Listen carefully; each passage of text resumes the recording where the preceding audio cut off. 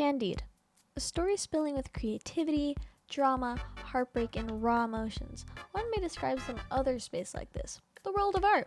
It seems like a wonderful, whimsical hobby till you really get into it, similar to Candide, because I know I didn't expect the events in Candide. The story follows the main character, Candide, embarking on a treacherous journey where he's burned, beaten, and overall pushed to his limit, all to pursue his true love, Cunigunde, which in the end he literally ends up throwing that all away. And he pursues a life of work and simplicity. But maybe that's what makes this story so special. And what is really special is the final quote of the story. But let us cultivate our garden. It really makes you think, who's us? Cultivate? What garden?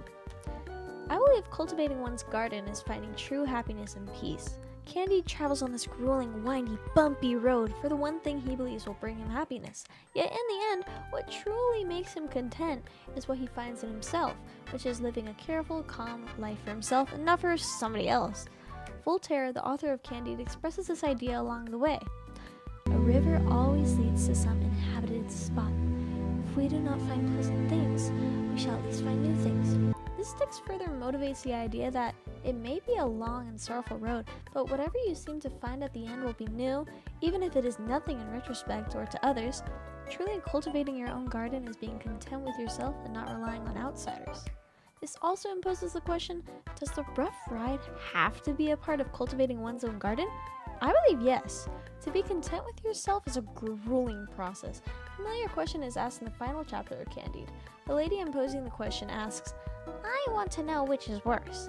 Then she goes to describe what sounds like a sentence in hell, but ends her question with, in short, to go through all the miseries we have undergone, or to stay here and have nothing to do. I believe what Voltaire is trying to express is this ideology that being left with nothing at all may be equally as horrid as being tortured. So, what is Voltaire truly trying to tell us? How is he trying to make us feel? I believe this is almost like the story Metamorphosis, almost comparable in a way. Metamorphosis is a story that really makes you question life and your philosophies, so Voltaire may be trying to do the same thing. I think he's trying to tell us the view how Candide's entire journey was pointless in a way.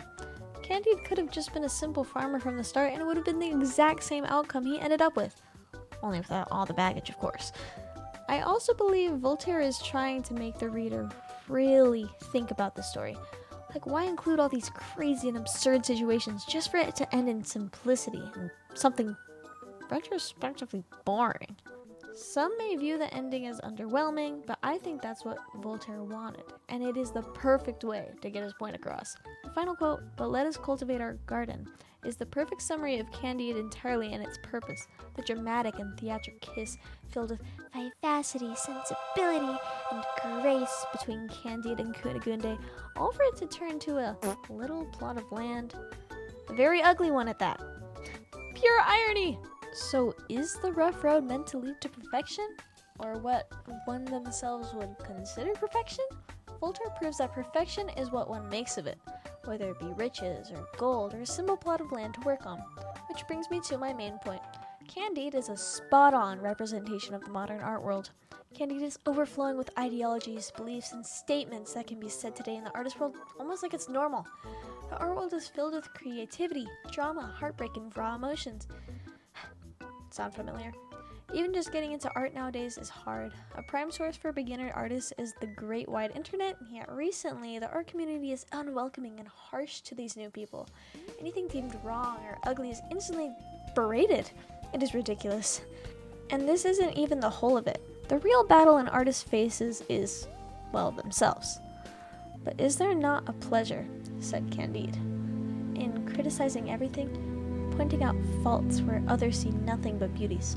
Even if you are to the point of compliments and showers of love in your art, it may be hard to view anything other than criticism, which perfectly relates to this question Candide asks. Comparison is another factor along the road, and it is truly the thief of joy.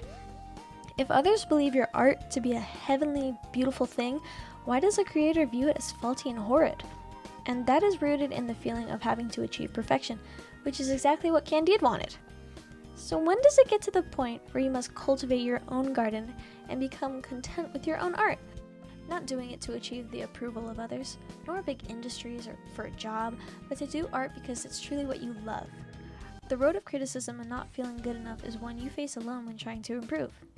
For private misfortunes make the general good, so that the more private misfortunes there are, the greater is the general good. Another great quote from Candide that can be thrown into the art world. Struggling privately in your own space only for what is presented to others in the world to be a positive and beautiful piece for the general public to see, analyze, and they may never know what an artist has gone through to make it. Let us cultivate our garden. Flawlessly models the means and wits to being a happy artist. Is one doing art to seek approval or for one's own enjoyment?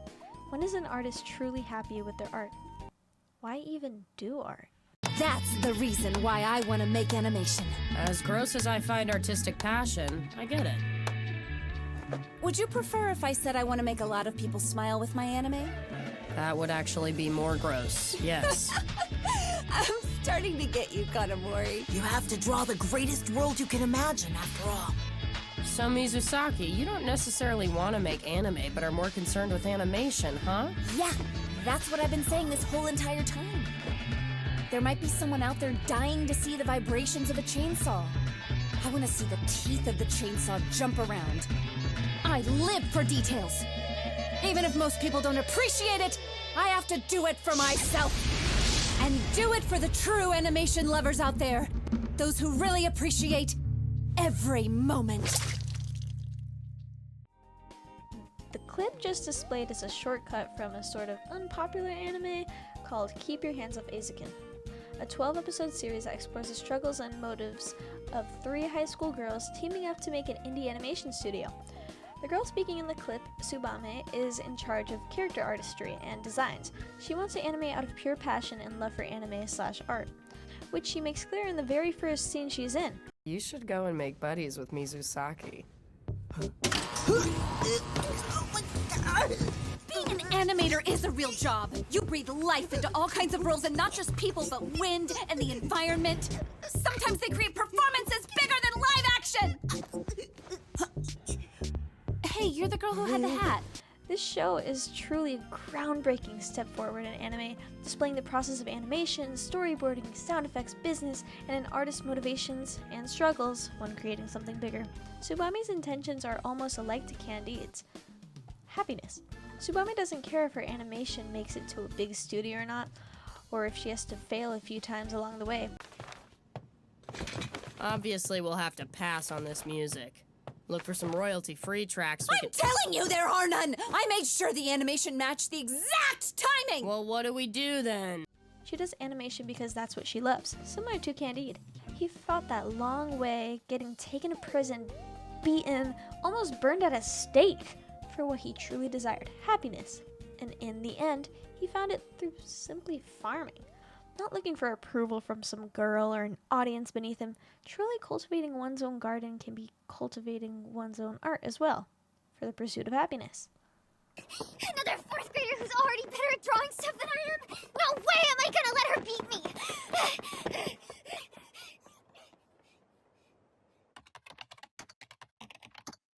Oh, welcome.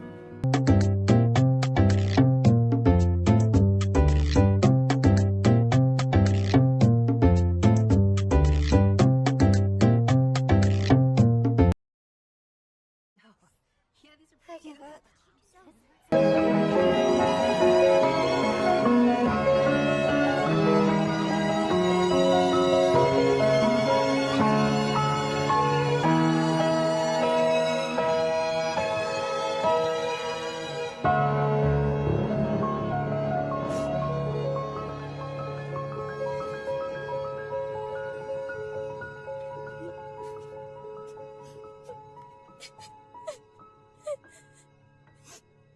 The long and sort of upsetting displays of clips I just presented are from the movie Look Back that just recently came out this year.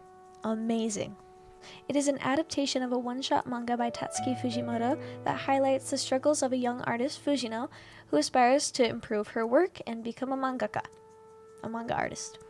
Along the way, she quits multiple amounts of times, struggles, cries, works hard, and questions why anyone even draws to begin with. But then she meets a girl who gives her a reason.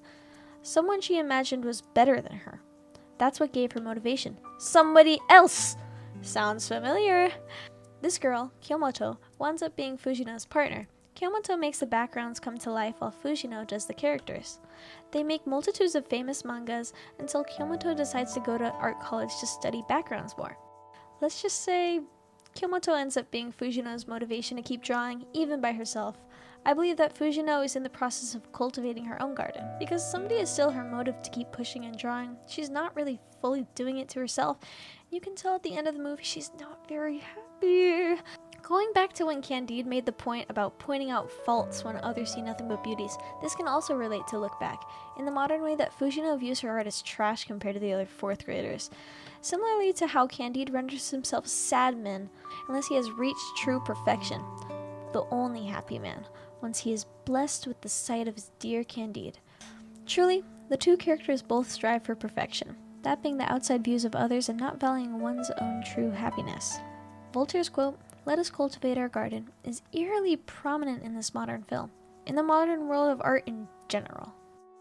Cultivating one's own garden is to truly pursue happiness for yourself, even if it's simple sketches or doodles or working on a farm and being bored all day.